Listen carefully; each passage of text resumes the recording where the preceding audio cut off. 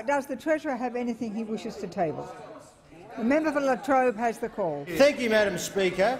My question is to the Minister for Justice and Minister assisting the Prime Minister for Counter Terrorism. I remind the Minister of the multiple terrorism-related incidents in recent times in Melbourne's outer south-east. What is the government doing to stop youth radicalisation in Australia? What challenges are there to the government's approach? I call the Honourable Minister for Justice and Minister assisting the Prime Minister on counter terrorism. Thank you, Madam Speaker, and can I thank the member for Latrobe for that question and acknowledge that he is somewhat of an expert on national security matters as a former Victorian police officer in their counter-terrorism division. I also acknowledge, Madam Speaker, that his electorate has sadly been suffered firsthand from some of the challenges we're facing on the terror front at the moment. And that threat cannot be overstated, Madam Speaker. Since September last year, we've had 23 people charged as a result of 8 counter-terrorism operations. That's fully 1/3 of people arrested for terror-related offences since 2001.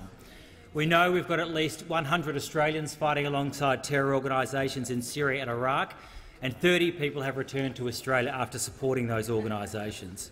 140 Australians are actively supporting extremist groups in the Middle East from here at home.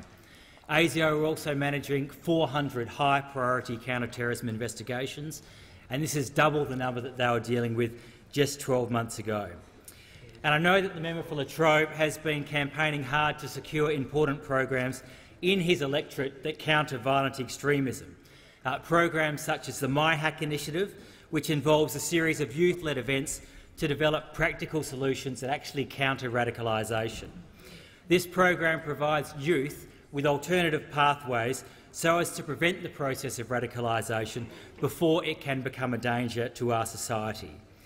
This is vitally important because young people are often left out of the process of developing these solutions, and it's of course young people who are actually being targeted by the Daesh death cult in the Middle East to become violent extremists here at home.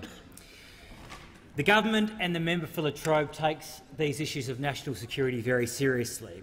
We are doing all we can to stop people moving down this dark and hateful path, and that's why I've been particularly concerned to have read comments from the Labor candidate for Latrobe, who said that the member for Latrobe was scaremongering when the member rightly raised these issues here in the House, talking about the hackathon event that he ran in his electorate. He also went on to describe our plans to deter youth radicalisation as irresponsible. This comes on top of what we heard from the Leader of the Opposition yesterday, who accused the government of dog-whistling when the Prime Minister was on his feet talking about national security issues, a term that has again been confirmed by the member for Lawler consistently in this chamber today.